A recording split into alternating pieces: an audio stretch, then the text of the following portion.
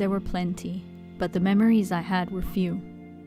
My parents brought them to life when they would tell accounts of Shri Mataji's stay with us in Delhi for my naming ceremony.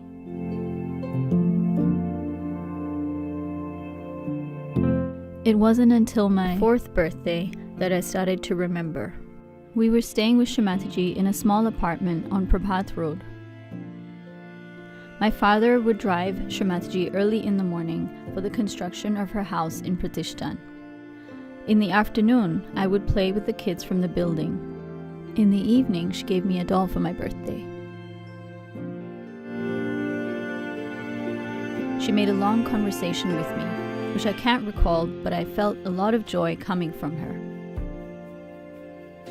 After a few months, Shri Mataji left for Australia, and my father admitted me to a preschool around the corner. When she returned, we moved to a 2-bedroom apartment on Karve Road in Pune. Soon her granddaughter Aradhna Didi arrived from Riyadh and shared the apartment with her. Later in the year, a room was made ready in Pratishthan for Shri Mataji to reside in.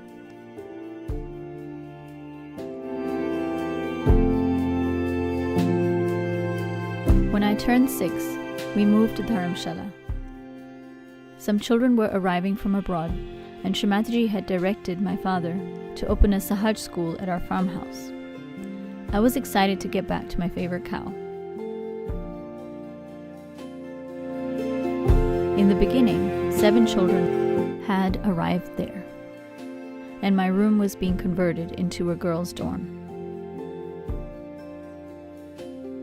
A few months later, 21 kids arrived from Australia, and the outhouse was renovated to accommodate them and the teachers. A year later, the school moved to Vashi Health Center. I got to see less and less of my father as he was traveling with Shri Mataji. However, he wrote to me regularly with great detail about the wonderful events with Shri Mataji. I have very fond memories of those letters. As I grew older, the tone of his letters changed from visual details to more instructive notes. Quotes by Shri Mataji. You must look within. You must learn to live for others. You must respect. And then later, it was more instructional notes about health, about looking after the state of your chakras. By the time I was in high school, my father had moved to Pune. His tone of his letters changed to more like that of a friend, sharing episodes, reflections, and introspections. After completing my school at ISPS in Dharamshala, I joined law school in Pune for 5 years. My father was mostly traveling abroad with Shri Mataji at the time. But in the winters, she'd come to Pune and we'd spend time together with the family. I soon started to run errands in Pratishthan to help as a Yuva Shakti.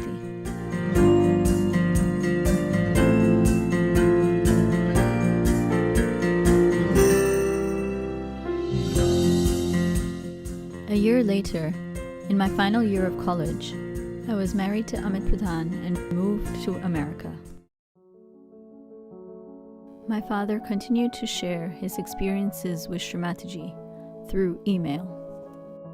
I was greatly inspired by his experiences and benefited a lot from them. I was encouraged to compile them into a book so that it could be shared with others. I do hope that these stories continue to touch the collective spirit for generations to come.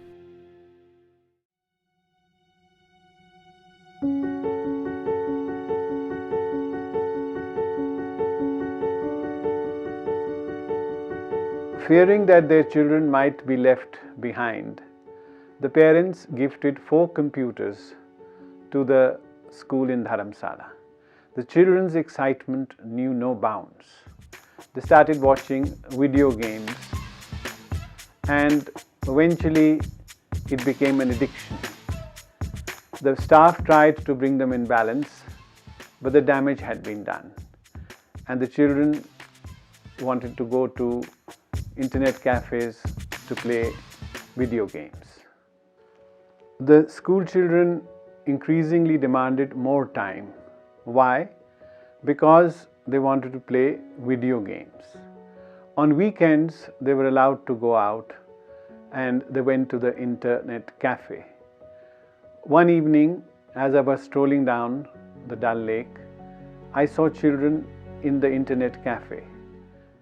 And as I stopped to peek in, I saw them watching video games which were beyond maryadas. I was very disturbed. And I watched the ripples in the lake of the Dal Lake. And I was reminded of what Shri Mataji had said. What is the hurry to burden the attention of small children with computers? Why can't we allow them a little more time to enjoy their innocence and hone their creative skills? As their spirit starts reflecting their conscious mind, they will have the discretion how to use the internet in a positive way. But if it comes too early, then there is no stopping the gaming addiction. Secondly, our attention rests in the Kundalini, and her vibrations mature the attention. Not all children in the same grade have the same level of attention.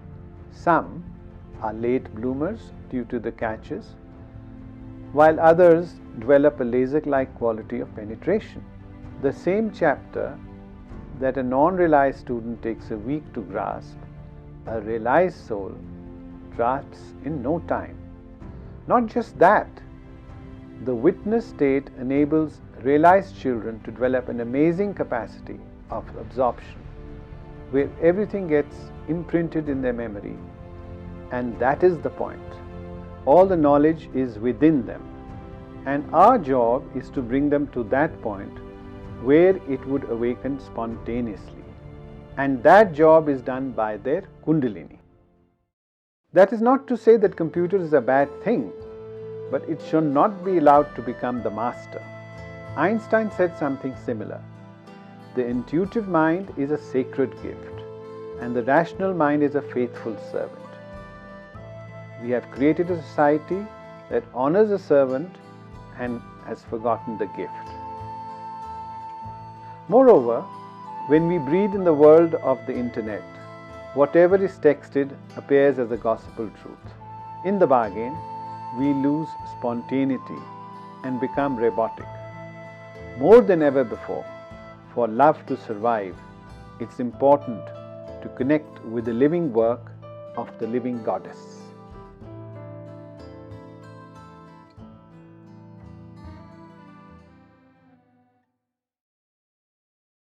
Why do you want to talk about death when I have come to talk about eternal life? Sahaja School Dharamsala started in 1991.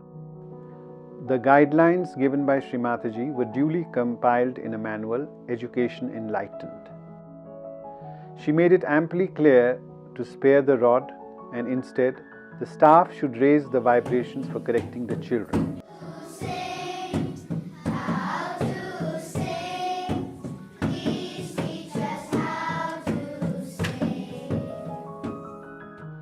The teachers faithfully followed her instructions. In the beginning, there were no discipline issues, as most of the children had come from either Rome school or the Austrian preschool. However, as the school progressed to higher classes, some children were admitted in senior classes whose vibrations were not in balance. They brought a lot of negative baggage along. We asked Shri Mataji if we should do havans to neutralize the negativity. She said that they were too right-sided and the bhakti element was missing and hence needed more pujas. Thereafter, pujas were held regularly, and we were hopeful that the collective positivity would spontaneously dissolve the negative baggage brought by the new children. Unfortunately, events proved otherwise. The children were very vulnerable and picked up the negativity of the new ones. The star was in a dilemma what to do, whether to expel them or keep them. The argument that found favor was, where would these children go? What will become of them? We have to save them. Things came to a head when these children ganged up and sneaked in a movie about dead poets. They formed a secret society and began disappearing in the jungle at midnight, where they invited the dead poets and imitated them. They got possessed by the dead spirits of the poets and started behaving weirdly. A parent visiting the school wondered why the vibration had suddenly gone all wrong and investigated the cause. She phoned Shri Mataji in Kabela and reported the problem. Shri Mataji instructed the principal to expel the children with immediate effect. The principal pleaded, "Where will the children go? What will become of them?" Shri Mataji said, "Are you more compassionate than me? There should be no sympathy with negativity." She added that not only does possession catch from movies, but also videos, internet, and cell phones. Her infinite compassion felt that a handful of negative children could not be allowed to ruin the collective. If a negative fish makes the tank dirty, then it should be removed. Furthermore, the school staff was not empowered to remove the possessions, and hence, in the collective interest of the children, it was best to shift them where the appropriate treatment could be given. It was not about punishing the possessed children. It was about removing their possession and bringing them back in balance. Shri Mataji is an ocean of love and never punished anyone. Her compassion was such that she did not rest till each child was saved. Not for a moment were the children outside her attention. She gave instructions to the parents how to remove their possessions and monitored the minutest details moment to moment till they were completely recovered. In hindsight, it's heartening to see all those possessed children wiser and happily settled. They are reaping the important lessons they learned. Today, they stand as solid pillars of the society and work relentlessly for the emancipation of humankind.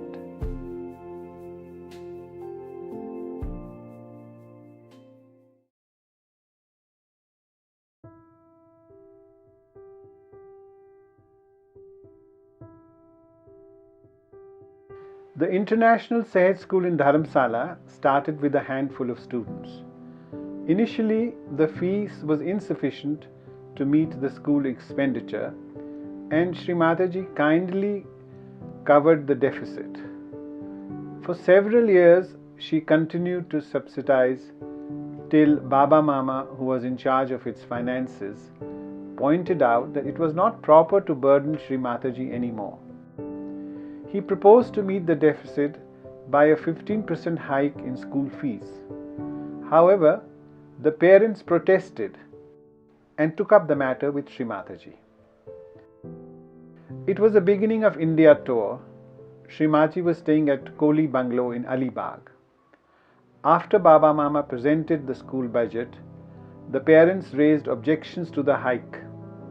Shri Mataji agreed with Baba Mama's proposal, but some parents still argued. Just then, there was a loud thump. A statue of Shri Ganesha, perched high on a shelf, fell down and broke. Shri Mataji said, "See, Shri Ganesha had to intervene. He is the Vice Chancellor of the Sahaja University. Now are you convinced?" The parents pulled their ears and begged forgiveness.